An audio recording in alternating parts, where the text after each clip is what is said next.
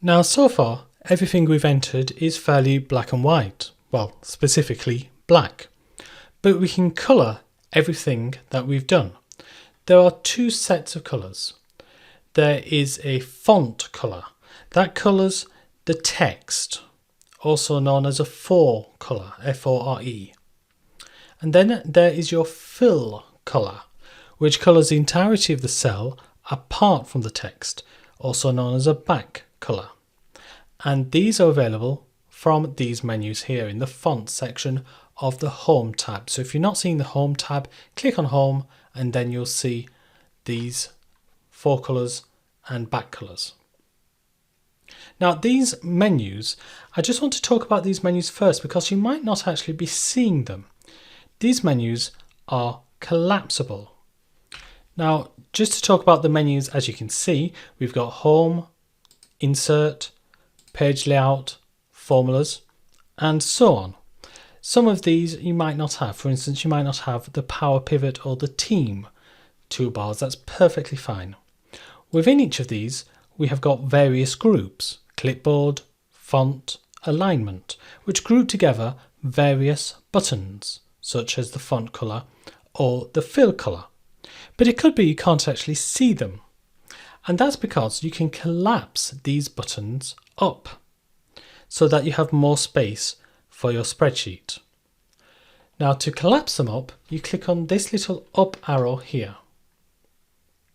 And you can see you can also press Ctrl and F1 to collapse the ribbon. And all of those menu items have gone away except the very top line.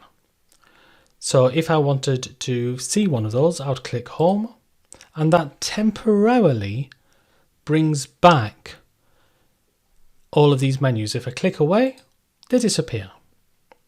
Now to keep them in place, you have a pin on the right hand side exactly where that up arrow was, and that pins it into place permanently. Now, as I said, you can change the fore colour, the front colour, the font colour, and the back colour or the fill colour.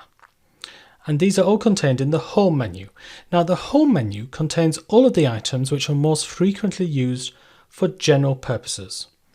So you can tell your fill colour because it's got the letter A, the font colour that is, it's got the letter A and a colour underneath it.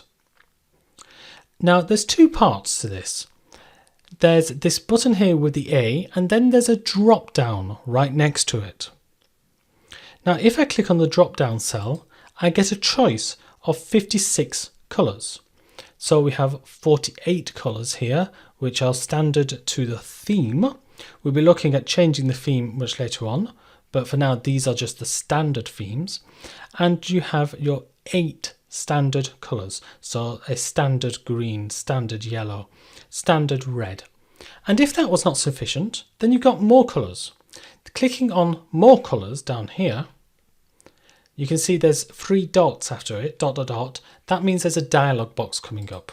So clicking on that will take you to yet more colours. So we've got around 100 colours here on this standard tab. And in the customs tab, we have an array of colours, and there are around 16 million different colours. And I believe your eyesight can only detect about 4 million of them. In other words, there are more colours here than we can see. So if I click here, you can see what that colour will be. At the moment it's all very dark. I can lighten it on this light scale. So you can see if I click over here instead, we now have this purplish colour, and I just want to make it a bit darker or a bit lighter. Now what all of this colour wheel does is translate into numbers for red, green and blue. These are numbers between 0 and 255, but you don't really have to look at them. You just click and find the colour that you want. So if I click OK, you can see any text I write will now go into that colour. And similarly, I can change the back colour. So let's change the back colour to a standard yellow.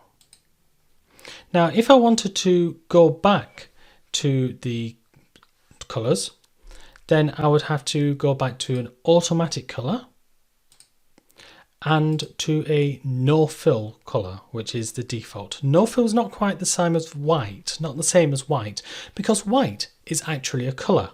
No fill means transparent.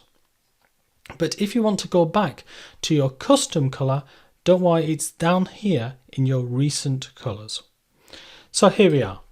We are back to our standard text, and this is how you can do your standard formatting of font colours and fill colours, also known as fore colours and back colours, or text colours and highlighting.